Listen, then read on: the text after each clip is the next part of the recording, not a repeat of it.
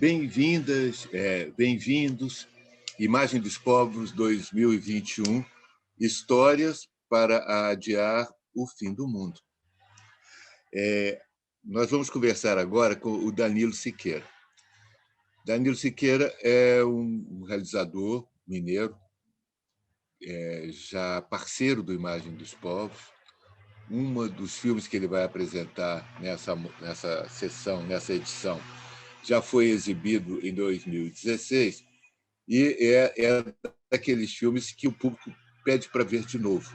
É de verdade. Nós tivemos uma série de pessoas pedindo para que Minas d'Água fosse exibido novamente, e aí nós estamos, não só pelo recorte da curatorial da edição desse ano, mas também atendendo a pedidos, tem o Minas d'Água, e também o Salve o Cerro. São dois filmes que o Danilo vai apresentar nessa edição. Danilo, bem-vindo. Muito obrigado por aceitar conversar com a gente hoje aqui. Adir, muito obrigado, né, pela oportunidade. E eu fico também muito feliz, né, com essa participação novamente no festival, né? E a gente trazendo dessa vez também mais um outro filme que foi também em parceria com outro companheiro meu, Pedro. E a gente está aí para mostrar, né, assim, nessa luta aí da questão, né, das serras nossas, das nossas águas, né, que estão cada vez mais se extinguindo, né? Antes da gente entrar nesse assunto, que é o nosso mote, eu acho importante, e a gente tem buscado fazer isso, que os artistas, que os realizadores, também digam um pouco do como eles se aproximaram do audiovisual e como que eles trouxeram essa ferramenta, essa linguagem, para esses temas tão sensíveis. E eu não sei se você vai dar conta, porque você, como um artista multimídia, você tem tantas pegadas que eu não sei nem por onde você começaria. Pois é, eu vou tentar ser bem sucinto, porque long story agora.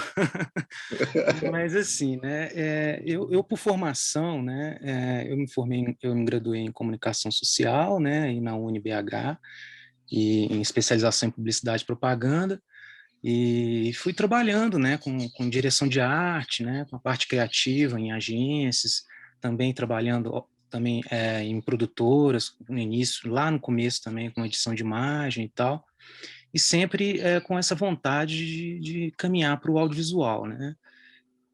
Dentro da publicidade também, podendo de alguma forma participar ali, ou criando, né, através das agências ali, e poder acompanhar as produções, enfim.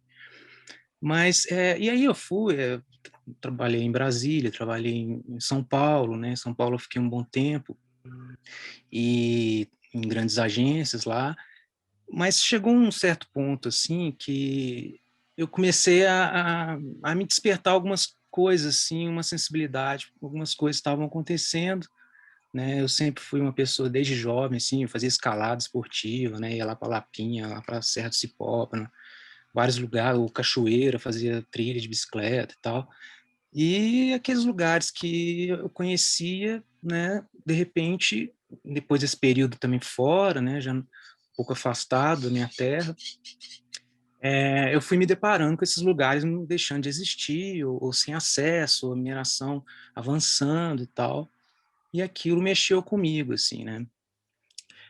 Até que em um certo momento, uma série de fatores também confluíram que de voltar para Minas, assim, eu comecei a conhecer e pesquisar, assim, algumas coisas que estavam nesse contexto aí que estava acontecendo e tal.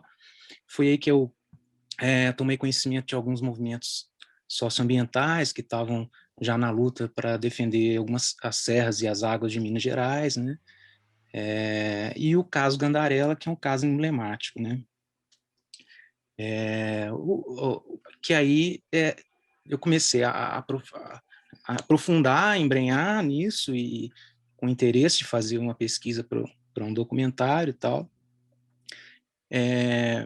E aí, quando eu comecei esse processo, né, e eu conheci o caso Gandarella, que o Gandarella, o que que é, né? Que aí, até no nosso filme aí, Minas d'Águas, ele tem um certo destaque. É a última serra que a gente tem no quadrilátero ferrífero, né? Porque não sei se as pessoas sabem, mas o Brasil ele tem uma única cordilheira, né, que chama a Serra do Espinhaço, né, que começa lá na Bahia, vem descendo pelo norte de Minas e vai até o centro, termina ali no quadrilátero ferrífero ou aquífero, como os ambientalistas preferem dizer, porque justamente onde está o ferro é onde está a água, né? As serras de ferro, né? Onde tem as cangas lateríticas, são aquelas, uma cobertura que existe em cima das serras ferríferas. Ela tem uma alta absorção de água da chuva, né? Infiltra e armazena nessas imensas caixas d'água de ferro que são os itabiritos, né? Que é isso que a mineração extrai, né? E para extrair o ferro, consequentemente, essas mananciais de água se esgotam, né? Sem falar das outras consequências posteriores, também que você tira isso, tem os rejeitos que você tem que armazenar de alguma maneira, que aí surgem as barragens, né? Então, é um processo finito, né, extrativista, que tem todos esses impactos, né, que você extingue a água aí. Qual que é a ponte que você faria assim, entre o Minas d'Água, eu falo aí do ponto de vista cinematográfico, com o Salve o Cerro, pegando essa leitura que você estava nos apresentando anteriormente? Pois é, porque da mesma forma que eu estava dizendo, né, com relação ao caso do Gandarella, que é essa última serra ainda intacta no quadrilátero, e da qual, né, essa água toda que é armazenada ali, ela é responsável por 60% do abastecimento da região metropolitana de Belo Horizonte, e a gente está falando de uma população de aproximadamente 6 milhões de pessoas, né? O cerro, ele também está no espinhaço, né? Nessa nossa cordilheira que vem desde o norte, bem ali no coração ali do espinhaço, no início da serra da Estrada Real, né? Onde começa a Estrada Real ali, Diamantina, Cerro, Milho Verde, aquela região historicamente ali já também impactada desde o começo com a questão da mineração, mas de uma forma colonial ainda, né? E gradativamente a mineração de ferro de grandes proporções, né, de escala industrial, vem crescendo cada vez mais, né, em todo o quadrilátero e também ao longo do espinhaço, tanto é que o próprio Conceição do Mato Dentro também, né, chegou a mineração lá também, está tendo altos impactos, até isso também no meu filme, no Minas d'Água, também tem um trecho que fala sobre isso. E o Cerro agora é mais uma divisa que também está nesse limiar, né, assim como o Gandarella, um lugar que ainda estava preservado, que tem toda uma riqueza, principalmente a questão aquífera, e agora também a mineração está querendo explorar lá, né? Então, também é uma mesma questão de uma briga dos movimentos e dos moradores, dos quilombolas e das comunidades locais ali, e inclusive é um lugar muito rico em cultura, né? A gente tem até festivais de cinema e festivais de culinária, né? O queijo do Cerro, ele é o queijo melhor do mundo, né? Ganha festival lá na França todo ano, assim. Então, tem também essa mesma questão, né? Do impacto e da ameaça, né? E da importância, dentro desse mesmo contexto da Serra dos Pinhaços, entendeu? Uma coisa que talvez nos impressiona muito é que, na realidade, nós não estamos falando de nenhuma novidade, né? Apesar disso que você diz, de não saber se as pessoas sabem que nós temos uma única cordilheira, mas, na realidade, essas informações elas são as informações sobre a mineração, sobre fim da água, enfim, elas não são necessariamente uma novidade. Só que isso não toca as pessoas da forma como que deveria tocar. Para isso, existem as intervenções que vão para além só do discurso, né? Por exemplo, os filmes, as obras de arte, enfim, os manifestos. Por isso, a gente está, nesse momento, estamos falando sobre histórias para adiar o fim do mundo. Você acha que nós temos essa capacidade de, com as nossas histórias, com a nossa forma de a gente mudar essa narrativa e contar de verdade para as pessoas que é preciso fazer uma mudança radical? É, é uma boa pergunta, né? Talvez seja a pergunta do século, né? Do adiamento do fim do mundo, né? Porque quando a gente vai vendo esses avanços, né, destrutivos, de coisas que, inclusive, não só afetam a paisagem, a beleza e tal, mas, sobretudo, né, a própria vida nossa, né? Porque quando a gente está falando aí dessa questão aí do ferro em Minas, no Quadrilátero, sobretudo, é a água, né? E sem água a gente não vive, né? Então, assim, por isso que o audiovisual ele é tão importante para a gente mostrar essas coisas, né? Assim, sensibilizar as pessoas, tocarem elas, né? E foi aí também que me veio essa vontade de construir o Minas d'Água, filmes assim que abordassem isso de uma forma assim até, eu não digo poética, mas assim, mas com uma certa sensibilidade aliada ao jornalismo, ao realismo ali, né? De mostrar o fato, né? Mas, ao mesmo tempo, a gente tem um grande desafio que é, assim, né? A exibição disso, né? A visibilidade, né? Da questão, né? Deixa eu só postar um pouquinho, que agora o sol deu uma virada aqui, tá batendo na minha cara. Então, aquela coisa assim, né? A gente não consegue, por exemplo, um espaço na grande mídia, né? Assim, uma TV Globo não mostra uma coisa dessa, né? A minha mãe mesmo, ela fica, isso tinha que passar na TV, na Globo. Assim, mãe, isso aí não tem interesse para eles.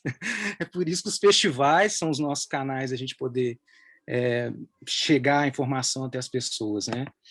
E festivais da importância como esse, né? Do Imagem dos Povos. O Minas d'Água mesmo eu consegui também até rodar com ele um pouco, né? Ele teve participando de festivais na Europa, até no Oriente Médio, no Irã e tal, ganhou um prêmio lá e tal. E aí a gente consegue cada vez mostrar para mais pessoas, né? Mas mesmo assim, né, a grande população não fica sabendo essas coisas, né? O próprio caso mesmo de Mariana e Brumadinho, né, que até quando vocês me convidaram a primeira vez que eu participei, né, do festival, a pessoa que me contactou, não lembro na época quem foi, a produtora, e assim, até falando, a gente queria convidar seu filme porque por causa dessa questão de ter antecipado a tragédia ainda de Mariana, né? Eu estava até assistindo aqui a gravação que eu tinha feito para mandar para vocês exibirem. Naquela época não foi uma entrevista assim, mas foi uma gravação que a gente mandava apresentando o filme, né? E eu falava antes de Mariana, né? Que antecedeu Mariana. Mas a gente nem sonhava ainda que aconteceria Brumadinho, né? Então, quando aconteceu isso, e aí ela falou, que antecedeu a tragédia, eu falei assim, que não, né? Na verdade, é uma tragédia já anunciada, né? É isso que ali no filme a gente já foi vendo, e era uma coisa que já há muito tempo esses movimentos estavam assim na luta, né? E aí a gente vem com a nossa bagagem mais cinematográfica tentando somar isso e mostrar isso com outro olhar, né? De aprofundar mais e tal. Então, assim, é uma coisa que vem acontecendo, mas precisava, por exemplo, uma grande tragédia mariana. E depois ainda de Brumadinho, para as pessoas começarem a se atentar para esse assunto, né? se tocar com isso, né? E precisou atingir um grande rio nosso e o oceano para poder as pessoas dar, e a própria TV dar visibilidade a isso, né? Agora, eu acho que, mesmo que a grande mídia seja extremamente parcial nesse tema, a contribuição dos artistas, aquela coisa do Erza Pound, né? Os artistas são a antena da raça, elas são muito importantes. Eu acho que o trabalho que você faz ele contribui também no sentido de mostrar que não é só registrar né? Tem uma bagagem artística que é importante para que o registro ganhe essa dimensão das 1000 leituras possíveis, para que isso se faça a cabeça das pessoas. E eu acho, porque não é só ir lá e fazer o registro, falar, olha, isso poderia acontecer ou isso aconteceu. Acho que tem que ter uma intenção e uma percepção. Sim. Isso é muito bacana. Isso a gente pode ver nos seus filmes, eu acho isso genial. Por isso que eu até fui estudar fora, para poder também trazer um pouco disso, né?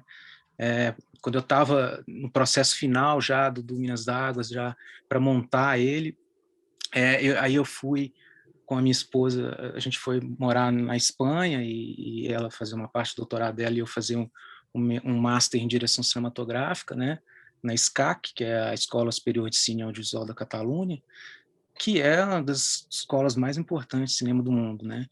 E aí a gente acaba também, né, com esse sentido também de buscar mais, né, mais referências, formas de construir a linguagem, né? E aí eu acho que isso também ajudou assim, no processo final de finalização, né? E depois para fazer outros filmes e tudo, né?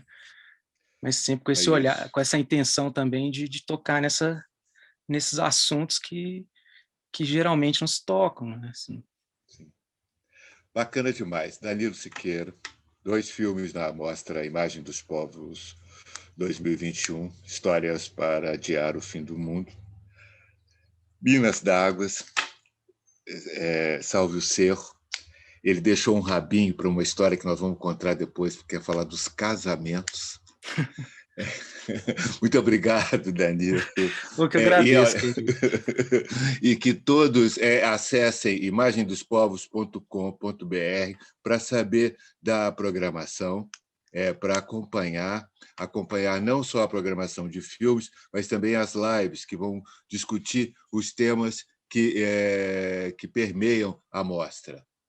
Mineração, água, escassez, falta, ar, poluição, queimadas, enfim, histórias para adiar o fim do mundo.